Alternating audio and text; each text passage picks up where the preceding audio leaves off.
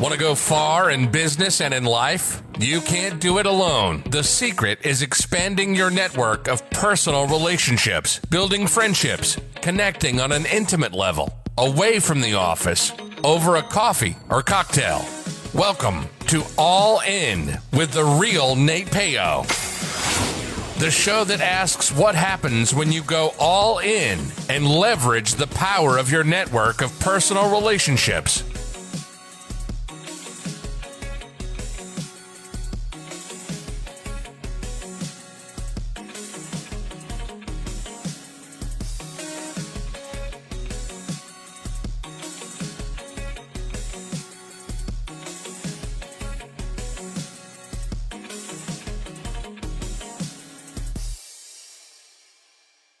From author Donnie Bovine comes the book, How to Be a Success Champion, available on Amazon. After years of living other people's dreams, author Donnie Bovine decided to jump out on his own and start a business, thinking it would be easy. Instead, he had a rude awakening and quickly understood that he had spent 20 years being an employee and had no idea how to be a business owner. His business was tanking, and he was on the brink of losing everything when he decided to fight for business freedom. In this must-read and life-changing book, author Donnie Bovine shares with readers his story intermingled with lessons learned from his mistakes and his failures. In How to Be a Success Champion, you will find advice the author received from mentors and how he went from zero to a six-figure business. The author walks you through the steps of how to get out of your own way, how to play the game of business and win, find your strengths, how to network effectively, how to build a personal brand, how to create champions for your business, how to get great at sales, how to take complete ownership of you and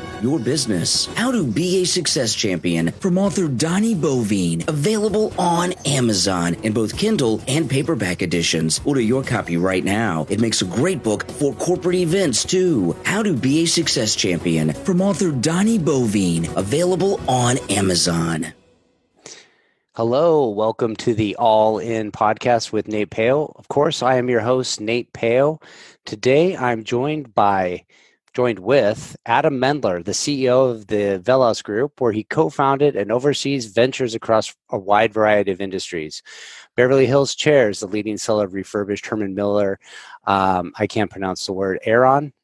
You got it. You Aeron chairs in the country. Custom Tobacco, a one-of-a-kind e-commerce platform where customers can create fully customized private label cigars in real time, and Velos Solutions, a technology consulting and software development practice. Man, you're a busy guy. Adam's also a nationally acclaimed thought leader, writer, and speaker on topics including leadership, entrepreneurship, and management. You're also the creator and host of the podcast 30-Minute Mentors, where each week he goes one-on-one with the most successful people in the country and how they got to the top and what listeners can do. Wow. Very, very busy. Welcome to the show, Adam. How are you? You know, Nate, not too busy for you, not too busy for your listeners. Excited to be here with you and excited to dive right in. Yeah, fantastic. So we were kind of chit-chatting before the show, and your screen popped up with the Angels jersey. I think it's just a jersey. Or you're holding the jersey up. And we started chit-chatting a little bit about the Angels because we have, I guess, similar interests in sports teams or sports interests. And I always talk about, like, with networking, being like one-dimensional is like just maybe a thing of the past. Like, if everybody knew you from business as just like one person, I'm business Nate, or I'm, all this stuff. But when you start showcasing different sides of you, you find out you're relatable to somebody, and then the conversation starts building, and you start kind of conversing about a bunch of other stuff. And then after a while, you start having some laughs and maybe kind of developing a friendship. And then it's like, hey, what are you up to? What business are you in? And I think business tends to flow when you start it on a personal level to begin with. So I thought that was kind of funny that our first conversation really was around baseball. You know, Nate, I'm always happy to talk about baseball. I'm always happy to talk about anything. So one of the things that I bring up often when I'm talking to different audiences, if I'm coming in as a speaker, it could be talking to corporations, it could be talking to college students. The purpose of my talk isn't about me. The purpose of my talk is about me conveying a message that is going to resonate with my audience. Mm-hmm. So I'm trying to be as mindful as possible about who it is that I'm speaking to. So if I'm giving a talk to a group of college students, what is the kind of content that is going to be most relatable to them?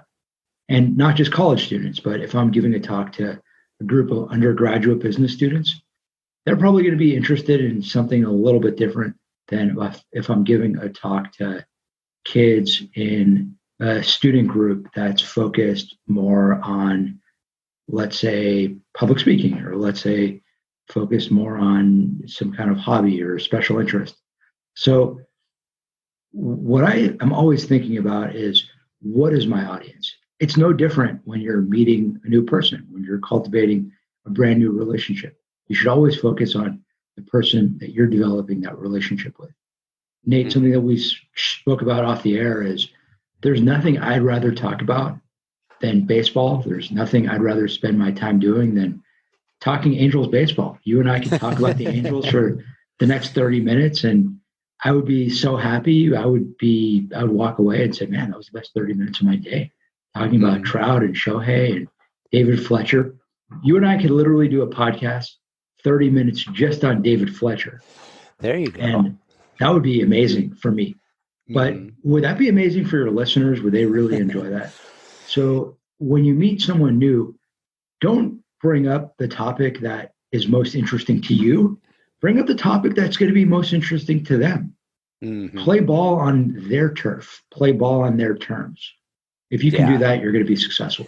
I think a lot of people really start seeing success in whatever their endeavors are, whether it's like a personal goal, a business goal, life goal, whatever, when they do make the connections about other people, and you're serving other people and what their interests are. And so, like, if you're wondering why, you're not getting good conversions in your sales, or you're not meeting the right leads, or people are telling you no a lot, you're like, well, how are you conversing with people? And if you're leading with you first, here's what I can do for you, here's all the good things about me. People don't want to hear that, man. People want to hear, hey, what are you like? They want to know, people like talk about themselves. I guess that's a way to describe it. And so, like, you do want to engage on what people have interest in, and then let the conversation go from there. And then, like you said, people are going to be more willing to talk with you more and listen to what you have to say when your message is about them. Nate, I think I know the answer to this question, but have you ever been on a bad date before? Oh yeah, for sure. What happens when you go on a really bad date and you're sitting there and you're like, my God, I just need to fill up this next hour, because how do I make time fly? What do you do? What do you talk about?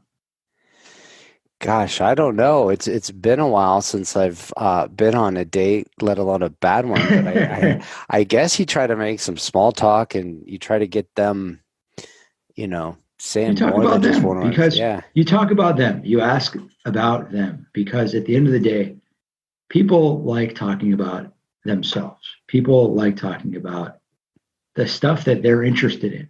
So whether you're on a bad date or on a good date or on a great date, or whether you're meeting with a sales prospect, or whether you're at a networking event and you're standing next to a stranger who you want to turn into a friend. Mm-hmm. It's all about connecting with people around the kind of content that they find interesting. And that at a bare minimum, there's one topic that all people find interesting, and that's themselves.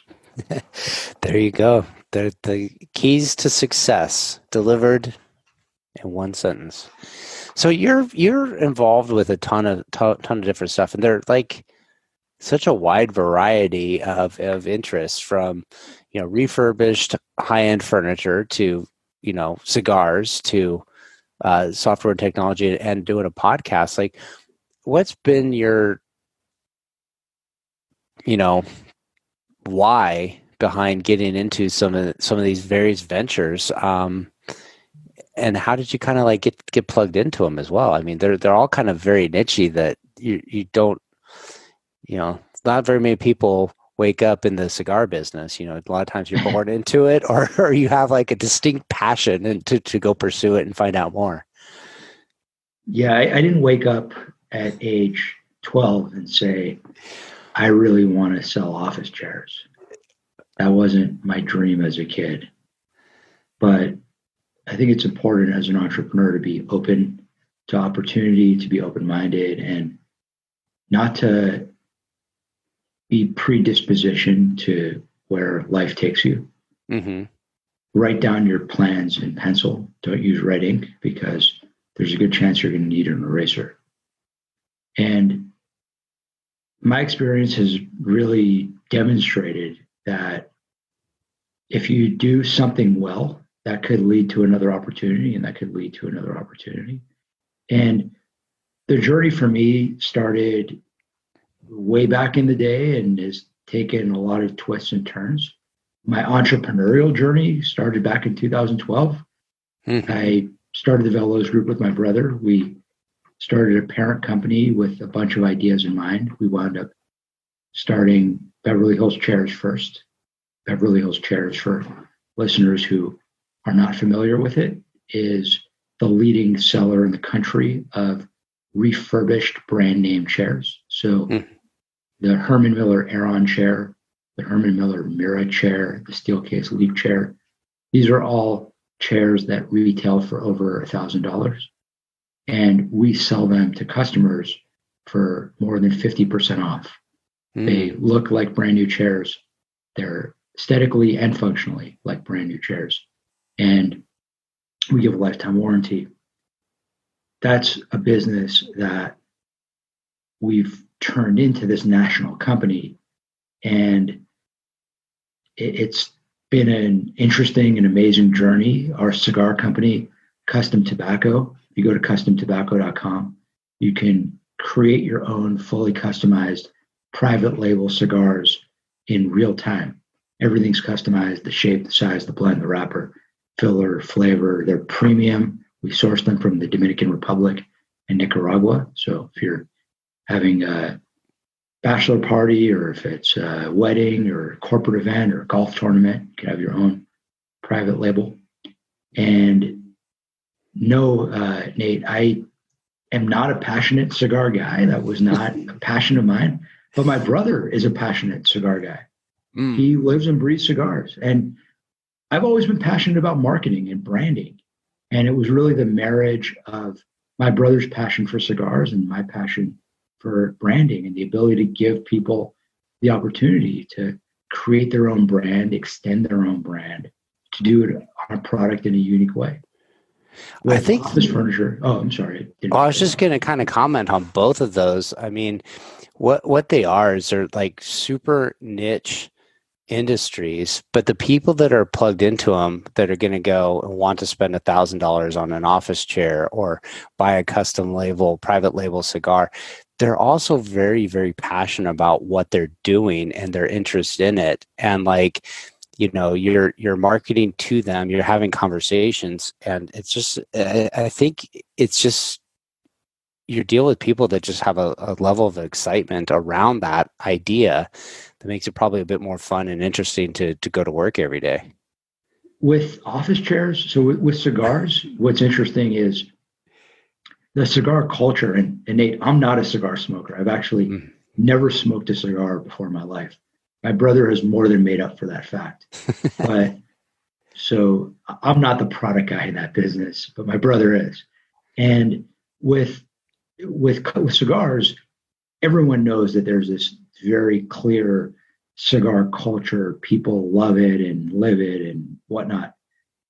A lot of our customers, the majority of our customers, are not cigar connoisseurs. We primarily sell to women who are buying cigars for events and for gifts.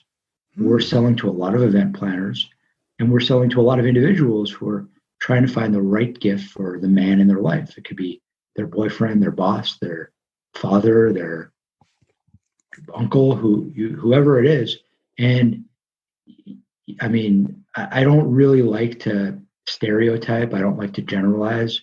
I don't think of myself as sexist, but I am going to generalize and stereotype right now and say that women are, on balance, more thoughtful than men. And women tend to be more thoughtful in general and are definitely more thoughtful when it comes to giving gifts.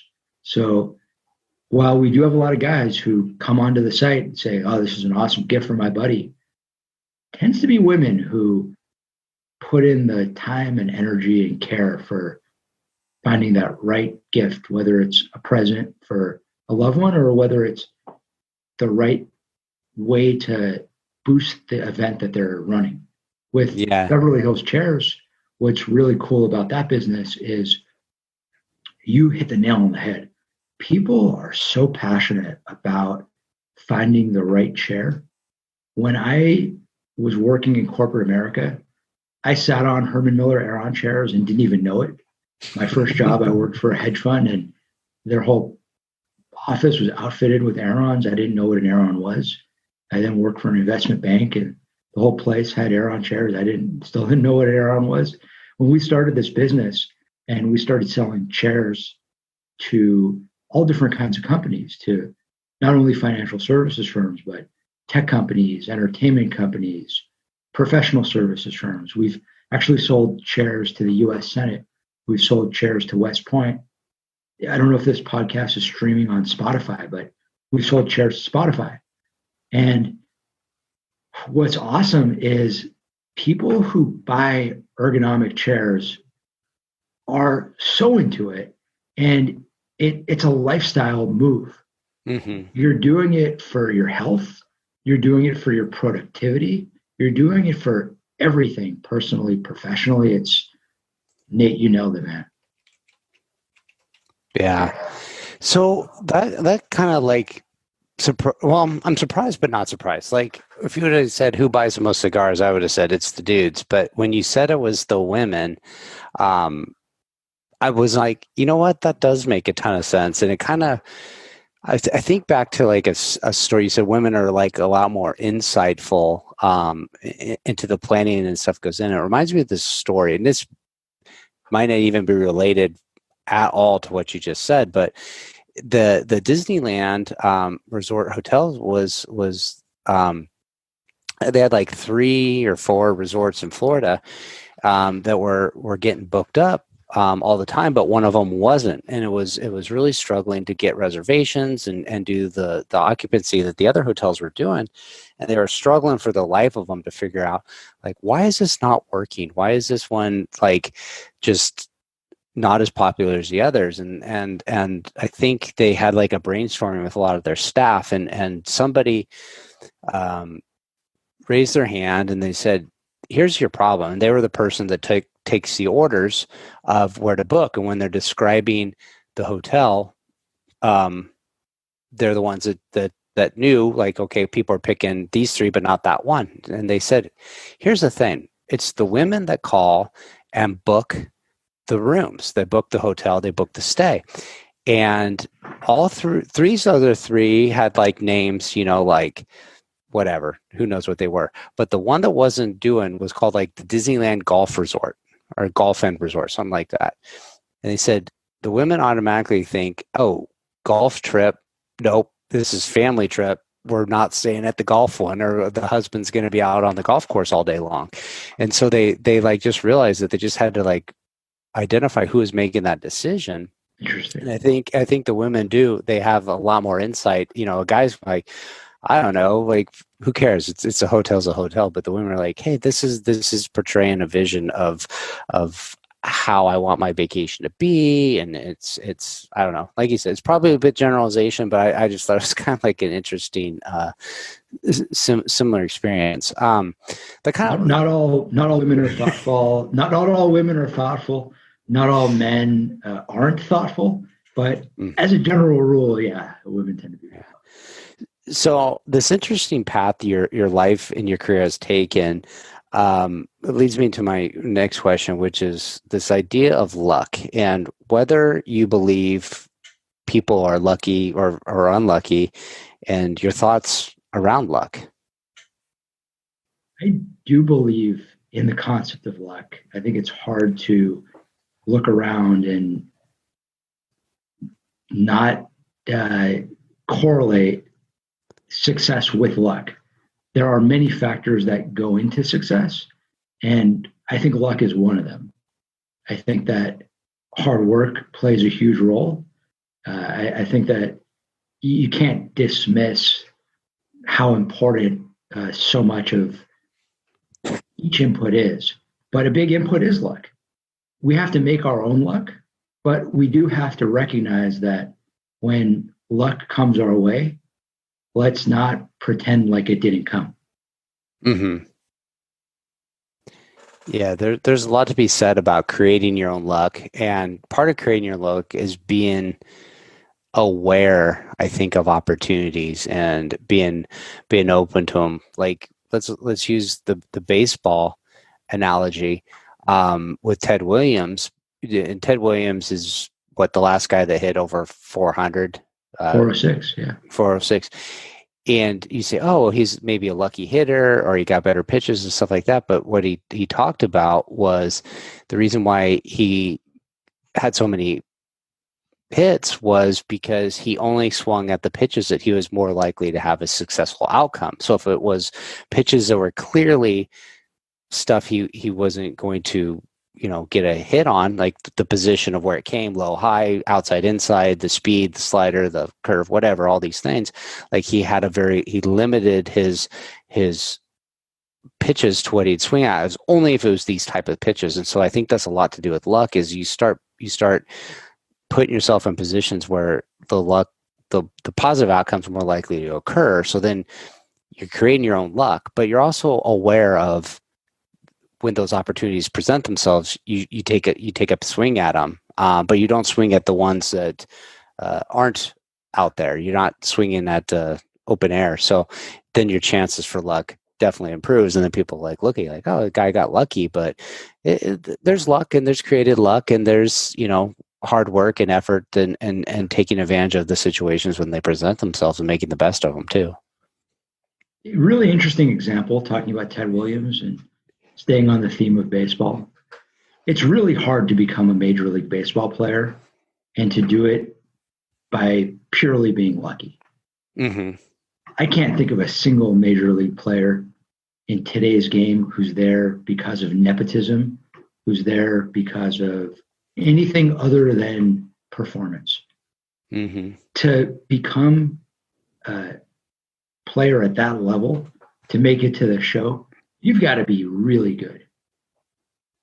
Now, are there players in AAA that are possibly good enough to play at the majors and need the right break? Maybe there's so many factors in baseball that can be argued. Is it luck? I don't know. Are you familiar, Nate, with the BABIP, BABIP, that statistic? Batting average on balls in play. Yeah, kind of. We might be going into a little bit too much minutia for listeners, but without getting too granular, it's really important to understand that if you're playing ball at a certain level, and when I say playing ball, I mean it literally in terms of the example of baseball, but I also mean it figuratively in terms of succeeding at any level. If you're playing on the highest stages, if you're performing at the highest levels, you're likely doing it because of a lot of variables outside of luck. You're likely doing it because you're extremely talented, because you've worked really hard to get there, because you've been extremely determined. I did an interview on my podcast recently with a guy named Ryan Murphy. Ryan is one of the top swimmers in the world. Mm-hmm. Ryan is 24 years old. He already has 3 Olympic gold medals. He is the world record holder in one of the categories. And he is just an incredible guy. And we spoke about a number of topics in our 30-minute conversation. But one of the areas that I asked him about was on what it takes to become an Olympic gold medalist. How much of it is natural talent and how much of it is hard work and how much of it is all the stuff that goes in, the preparation. And what Ryan told me is there are lots of guys out there that can excel at just about the highest levels. There are guys out there who can be great collegiate swimmers. And by the way, I know all about swimming from talking to Ryan. My swimming career ended with me swimming laps in my parents' pool. And that's about all I know about swimming. But what Ryan told me is you could be a great collegiate swimmer without having to really push yourself all that hard if you are naturally gifted. And he's seen it because he's competed with some of the best swimmers in college. He swam at Berkeley. But to become an Olympic gold medalist, to swim at that level, you have to be incredibly talented and you have to work harder than anyone. It's the marriage of those two. Yeah, that's definitely true. That kind of leads me to my next question I had for you was the concept of being all in on like an idea or an outcome, or I guess maybe even your sport profession of choosing. What does being all in mean to you? Being all in is a state of mind. And whether you're playing sports or whether you're playing the game of life, I love people who are passionate. I think anyone listening to this podcast can tell that I'm a highly passionate person, passionate about anything that I do, whether it's selling chairs, whether it's giving a talk to college students or giving a talk to CEOs, whether it's my podcast, 30-Minute Mentors, whether it's my niece or nephew. I'm just passionate about being an uncle. Last night I was hanging out with my sister and my niece and just love that aspect of my life. Whatever it is that you're doing, we're talking about baseball. I'm a passionate Angels fan, man. I love the Angels. I still want to do a 30-minute podcast episode on David Fletcher. So being all in is living life with passion. Yes, it definitely is. Passion is powerful, and it's what's going to get you up and you know, on the days you don't want to do stuff, it's going to, you know, be your why of why you want to continue on. You mentioned one of my favorite quotes, Nate, is I'm sure you know, and I'd imagine many of your listeners know Dr. J, the great Julius Erving. He was like my first big name basketball person when I was a kid growing up is Dr. J, and I used to dunk my Nerf basketball hoop in the basement of my house in Nebraska, and pretend I was Dr. J. That's pretty cool. By the way, Nate, you and I, we could do a whole podcast just on Nebraska football if you want.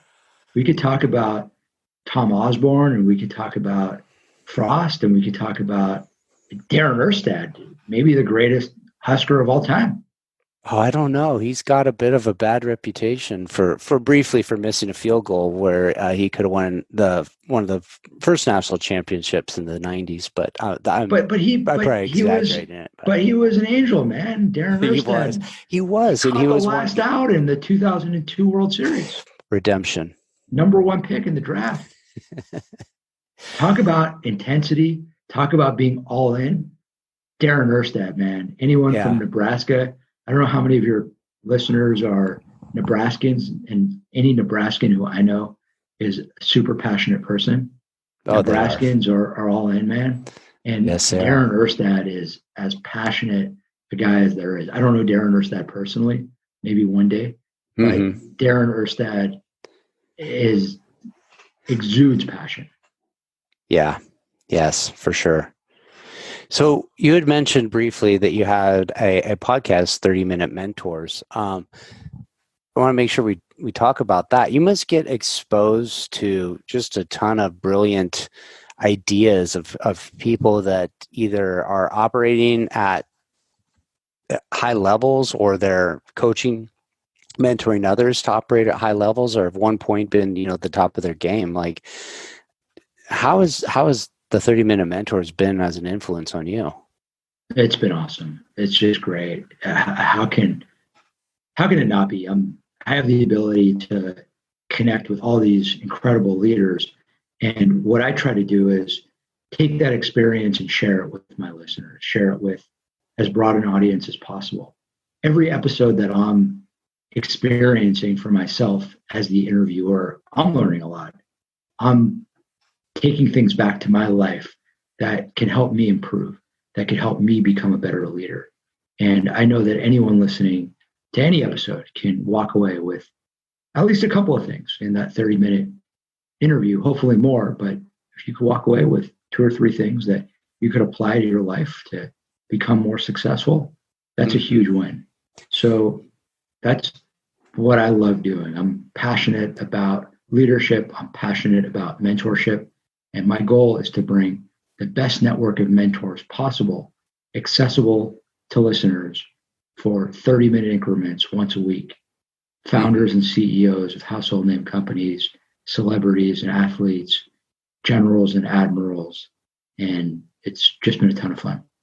Yeah, I think there's something about like having a conversation on a podcast or using the podcast as a platform to essentially have conversations with maybe these people you wouldn't have otherwise had a chance to speak to. But when you rub elbows with inspiring people, it tends to elevate your inspiration or your mindset too. And that people always say like the 5 people you spend the most time with are a reflection of who you are.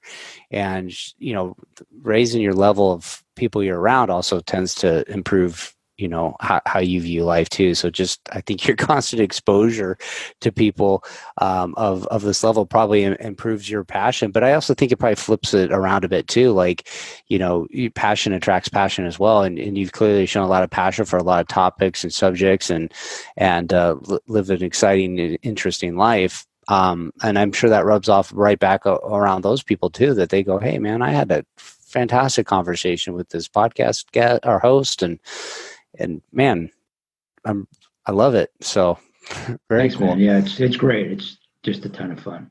So who would be like the ideal listener for your podcast? Who's that person that's really out there that you're speaking to? So I'm speaking to 2 different audiences. I'm speaking to audience number 1, which is the person who's trying to take the next step on their journey. It could be someone who is in college or just getting out of college. It could be someone who is early in their career and trying to become more successful in their careers, more successful in their lives, and trying to give them content to help them grow personally and professionally. That's one audience that I really focus on with the kind of content that I put out. The second audience that I'm thinking about equally is the same audience that comes on my show as guests. So the guests who I have who are the most successful people on my show, many of them are also listeners of the podcast. A friend of mine who is a retired general told me one of the things that's so cool is I never realized how much I had in common with the CEO of Gold's Gym. I never realized how interesting an interview with Suzanne Summers would be to my life. I love Rob Lowe on TV, but that was a cool interview, So hearing that from a retired general was something really interesting to me. So I really try to focus my interviews not only on people early on in their journeys, trying to learn how to become better leaders and trying to learn and grow, but what I've learned and come to learn through this experience is everyone is trying to learn, everyone is trying to grow, everyone is trying to become a better leader, even the most successful leaders. So I do try to steer a lot of the content to people who are already at the top, but are trying to stay at the top and trying to continue to innovate and continue to grow. I just did an interview, my most recent podcast. I'm not sure when this episode is going to air, but at least as of the date of this conversation, my most recent podcast was with General Martin Dempsey, who is the 18th. He was the 18th chairman of the Joint Chiefs of Staff. So for listeners who aren't familiar with the military, the chairman of the Joint Chiefs of Staff is the highest ranking military officer in the United States and the primary military advisor to the president of the United States. So Martin Dempsey was the highest ranking military officer in America for several years while President Obama was in office. And we spoke about a wide variety of topics, how to get to the top of an organization. The military is as interesting an organization as there is. Martin Dempsey rose to the top of it. Hearing his advice on how to get there was fascinating. How to become a better leader. He just wrote a book on leadership, so picking his brain on how anyone can become a better leader. And one of the things that he shared, which was really interesting, that I wanted to share to your audience when you ask me who listens to my show, General Dempsey said that something that all leaders need to do is learn. All leaders need to constantly evolve and constantly learn. When you are at a place when you feel like you already know everything and you're set in your ways, you're setting yourself up for failure. Great leaders are continually evolving, continually growing, continually learning. And my hope is that through my content, I'm giving leaders a tool to continue to develop and continue to evolve. I think you're definitely on the right path there. And one of the things that when I was a kid, a teacher told me in high school, he said, I'm probably gonna get this wrong thinking about it. If I show you how to do something, you'll probably learn about, if I tell you how to do something verbally, you'll learn about 25% of it. If I show you how to do it, like I watch you do it, I'll learn about 50% of it. If I do it myself, I'm going to understand about 75% of it. But I don't really learn 100% of what that task is or topic or subject until I teach it to somebody else. And it was true. It was like if I was working on a project and I figured it out and I did it and I got done early, he would go, okay, you need to go help that person finish their assignment. And like along the way, I'd go, oh, well, here's where I messed up and skip this step. And, oh, I figured this out. We could do this a little quicker. That's good too. So it was super, super true. And I think all these leaders and mentors that you're talking about having, they're also giving back, either writing books or talking on podcasts, and they're actually mentoring other people and they're learning it as well. And then they're continuously learning new things as they go along. So definitely powerful stuff to keep learning and keep using knowledge and stuff like that. So very cool. Well, I've had a great time with you here on my show. Where can people find you?